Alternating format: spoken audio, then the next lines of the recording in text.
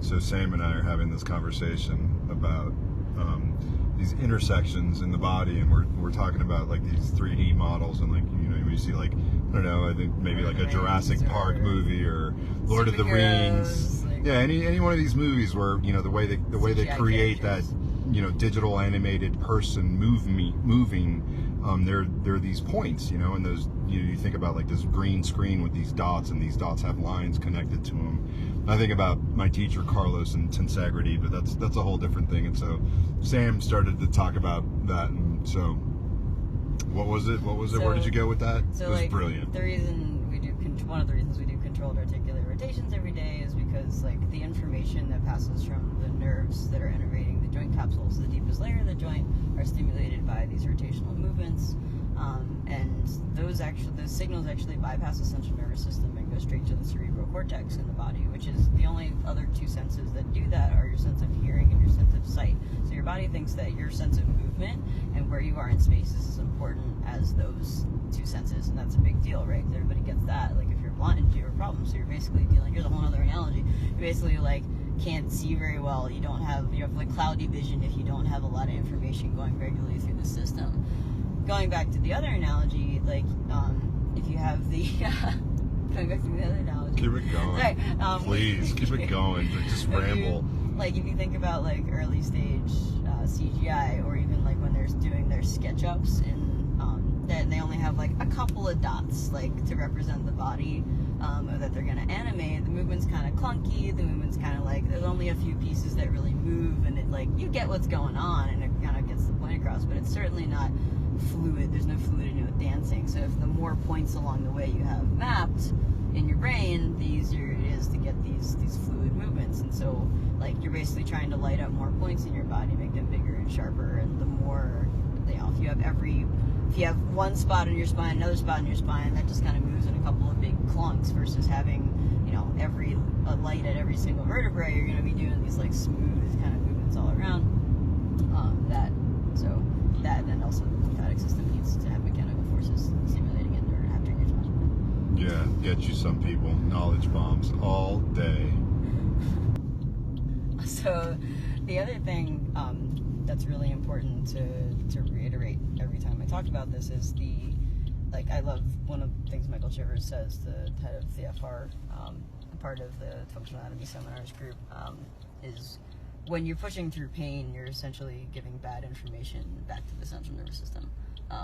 So it's not just like, oh, you're not pushing, you can push through the pain. Yeah, like, all right, you can up to a degree, but if you're doing your cars or whatever, and you're like, ow, and you just keep grinding that and paying attention to what you do and all of your workouts and all your movements through the day, if you're not allowing your body to work around those, or you're not doing a lot of information around those things.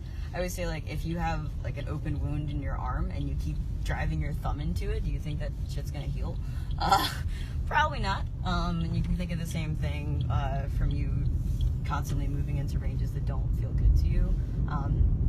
It's bad information. It's just teaching your body. It's not teaching your body anything. It's eventually going to teach an avoidance pattern. And it's harder to get that back than it is to just keep the good stuff. So if you can help people just work through ranges of motion, like do a lot of stuff, do isometrics, do a ton of movement outside of the ranges of motion that hurt, you'd be amazed at how much the body starts to allow those ranges to continue. And if you look into the David Butler of the NOI group, is one of the videos we were watching last night, you know, talking about all the complexity of pain. There's so many things you can talk about that, like where, you know, but regardless, the whole point is to get the nervous system on board on the same side as you. So we want to work with that and be friends, as opposed to trying to force the situation. Yeah. So one of the things I remember, you said you wanted to turn the turn signal again. You said you wanted to talk about, I don't need a turn signal, was that was bringing up that there is no like squat button in your brain that's like, do a squat.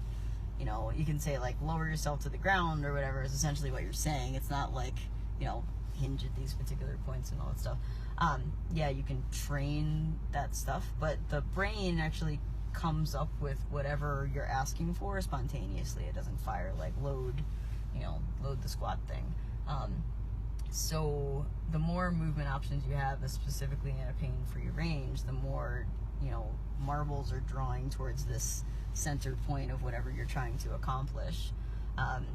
And I use the traffic analogy a lot. Like, if you only know one way from point A to point B, and there's traffic there, as you were kind of referring to earlier, then you might be screwed. But if you know all the back roads and stuff, or you think about it's like Google Maps and you're really zoomed out and you only see like the big cities of stuff, those are the only ones. But the more nuance you get, the more connections you drive between all the joints, the healthier those individual points are. So they have all these branch out things to reach the other information. points.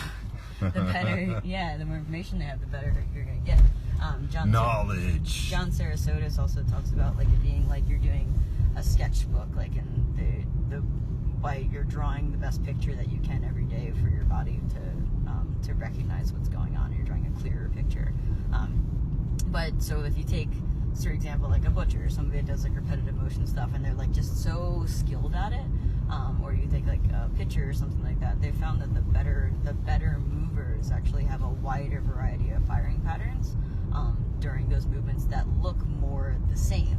So the more variables you are familiar with, the more injury mitigation you have, because it's safe. The more familiar your body's going to be with more ranges, but also every single time you do a movement, it's different. There's a bird flying by, the wind is different, all those kinds of things, and your body will be able to, you are able to deal with all of those and create the most similar things over and over again. Whereas if you're throwing off, just like the minimal shoes, right? If you have like a thick, clunky sole, it doesn't have a lot of mobility and flexibility. If you kind of are on a rock, the whole thing goes like this. Versus like if it just disrupts that one little piece, right?